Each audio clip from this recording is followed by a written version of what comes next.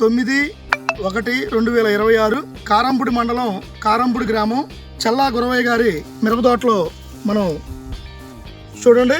ఈ మిరపతోటని గమనించండి. దాదాపుగా ఇప్పటికైతే దగ్గర 30 క్వింటాలకి కాపు కాసింది.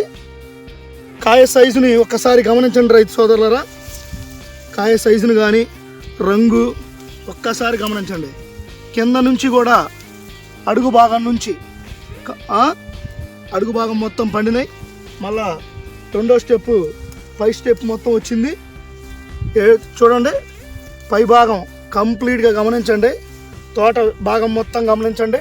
అడు చూపించాయా, నల్లి కానీ తామర పురుగు కానీ ఎటువంటి ఎఫెక్ట్ లేకుండా చక్కటి కాపు కాస్తున్న ఈ ప్రజ్వల్ కంపెనీ వారి PS1122 వెరైటీని గమనించండి రైతు సోదరులరా. ఇప్పటికైతే ఇతను 2.5 ఎకరానికి 10 కట్ల కాడికి మేము మందు చల్లడం జరిగిందని చెప్తున్నాడు. అతి తక్కువ పెట్టుబడితో ఎక్కువ దిగుబడినిస్తున్న ఈ PS1122 రకం ప్రతి ఒక్క రైతుకు కూడా లాభసాటి రకం.